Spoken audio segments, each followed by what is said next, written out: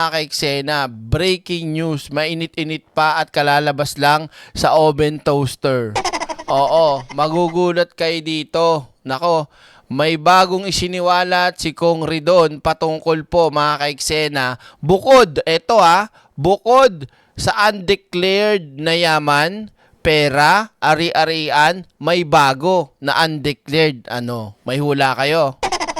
May undeclared po na mga super-powered firearms itong putang inang mag-asawang si Sara Duterte at si Mans Carpio. Oh. Ano gagawin nyo doon? Ha? Ano gagawin nyo? Collection? Mga higher-powered? Collection?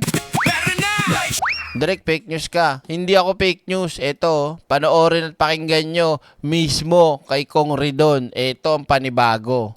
Ano po yung bagong ebidensya? Mayroon pong mga pag-aaring mga armas ang mag-asawang Duterte Carpio na nakalista po sa PNP Firearms Division na hindi po inilista sa Statements of Assets and Liability Net Worth documents. Baka akala nyo mga ka-eksena, bakit baril lang yun ha? Anong baril lang yun? Mga kababayan ko, yun nga lang mga pangkaraniwan at simpleng baril. Magkano na ang halaga? May 100,000. Paano pa kaya yung high-powered firearms? Magkano yun? So, asset mo yun. 'Di ba? Kaya kailangan i-declare mo yun. Pero itong putang inang si Sara Duterte, garapal talaga ang ugali, sinungaling. Ganyan talaga, hindi na may kakaila at mayaalis yan. Kabit-kabit na yan eh. Ang sinungaling ay kapatid ng magnanakaw. Oh. Naasahan mo. Lintik talaga. Kapal talaga ng mukha nito ni Sara Duterte. Ng ating pong pangalawang Pangulo sa kahit anong taon mula 2007 hanggang 2025. Biruin mo, tagal na Hindi dinideklara. Putaragis ka talagang hayop kang Sara Duterte ka Yung pong pinakahuling lista nalinabas lang po ngayon pong linggo. Nako. So mabigat po ito. Dahil katulad na binabanggit po natin, si dating Chief Justice Renato Corona ay na-convict on the basis of non-disclosure of properties sa kanya pong SALN. At hindi ho dapat magkaiba yung pong pagtrato nito pong non-disclosure nung pong mga armas baril ng ating pong pangalawang Pangulo dito po sa kanya pong SALN. So malinaw na ipapatawag po namin yung pong PNP Firearms Division para magbigay po ng listahan ng lahat po ng mga pag-aari ng pangalawang Pangulo at ng kanya pong asawa ng mga baril at mga armas. At hihingi rin po tayo ng evaluation expert at para maibigay po yung value nung pong kabuuan po ng mga armas na I think hindi po bababa sa 30 firearms na pag-aari po ng mag-asawang Duterte Carpio. Subscribe na agad sa channel na laging may aral. Totoong kwento. Sige, para sa mga tatanga-tangang mga didisit, pagpalagay na natin collection niya. Pero yung collection na yan ay hindi po mumurahin yan. Hindi ho yung collection ng Tansan. Na Coke, Sprite, Pepsi na okay lang. Kahit hindi mo madeklara. Unless lang kung vintage talaga na selling na yan sa mga subastahan. Pero, baril yun eh. Malaking halaga ang mga presyo ng baril, lalo na 30 piraso. Ay po. Nagtarantaduhan nila sa... Ang gagawin nyo dyan? Sige na. Oo, koleksyon. Pero dapat dinideclare yan. Alam nyo ba na may baril na halos kasing halaga ng big bike, ng motor? Yung motor nga, dinideklara mo bilang asset mo yan nilalagay mo, tas yung baril hindi. Boom!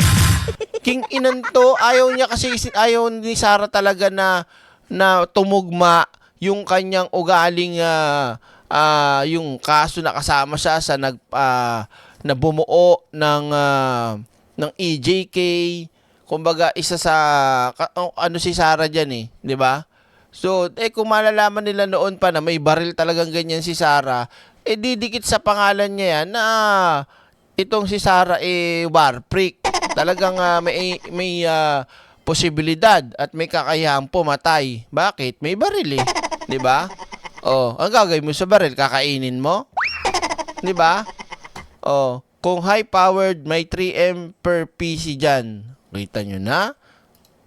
At pangalawa, imbitahin din po natin Oh. yung pong mga nagbenta Yan. ng mga armas Yan. sa kanila. Kasi nakalista po naman doon sa PNP Firearms Division Mm. yung pong kung sino ho yung seller. Nakakapagtaka yan, mga ka-eksena. Nakalista naman sa PNP. Bakit hindi mo pa i-disclose? 'Di ba? Oh, ang nakikita kong dahilan talaga niya dyan, mga ka-eksena, ayaw niyang mabahira ng imahe niya na mukha siyang war freak, na mukha siyang mamamatay tao kahit mukha naman talaga. Kasi pag naikabit sa'yo yun, na marami kang baril, ano tingin sa'yo ng tao? 'Di ba? Oh. Kaya hindi niya sinasabi yung kasi nga ang gusto niya maging image niya pabebe. Pabebe putang ina mo. Pabebe ka pa, Sara, hindot ka. Nito pong mga armas at mga baril po na ito. Oh. Magkahalo po na high-powered at small firearms, no? Yung pinag-usapan po natin hindi din-disclose. Ako nga, pangarap ko kahit Desert Eagle lang yung sa Counter-Strike. Ganda yun eh. Boom! O ganun. O kaya yung kagaya ng baril ni Deadpool na yung kulay gold. Kahit hindi totoong gold, yung ganun, parang bareta yata yun. Anong bareta? Sabon? Basta. Oo. Yun. Okay na sa akin kayo mga 45. Ng atin pong pangalang Pangulo sa kanya pong salin. So, nakapangalan po sa kanila pong mag-asawa. Yung pong mga baril po na ito. It is very important to note that even the former president had boasted of having numerous ownership of guns and firearms po. No? So I think that is a similar situation that the Vice President is finding herself in.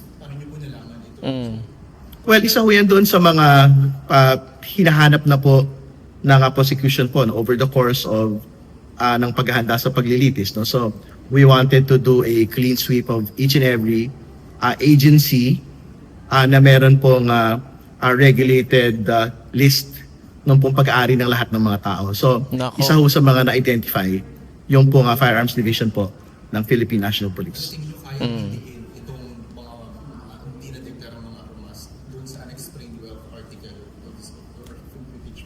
Madidiin ho talaga yung pangalang Pangulo dito kasi hindi ho niya linista sa kanya pong salin. Ang requisite sa pagsusulat po ng salin po ng kahit sino nga public official, dapat po ay nakalista po ang inyo pong mga pag-aari sa inyo pong salin. So, ibig sabihin, bukod po doon sa hindi ho pag-declare na cash on hand, cash in bank, no? Sa kanya pong salin from 2019 to 2025, hindi rin po niya dineklara yung kanya pong pag-aari ng mga armas from 2007 up until 2025. So, Grabe, I tagal, think no? pagpapalakas po ito doon sa punto ng unexplained wealth at SALN violations. Naku, yari. Yung po pinagsamang dami, million po yung pinag-usapan po nating Oo. valuation po dito. But again, the point needs to be made, dalawang bagay. It is not just the value of the firearms, it is also the non-disclosure of the firearms ownership in the SALN of the Vice President. So, Grabe, no? Doon talaga makikita mo kung gaano kasinungaling talaga tong putang inang si Sara Duterte at yung asawa niya. Grabe. High-powered yun, mga ka-eksena. 30 baril. Oh. King ina mo.